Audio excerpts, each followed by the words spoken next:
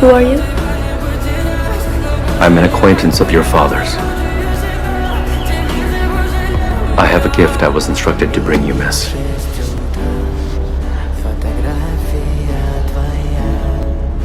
Know what you could tell him?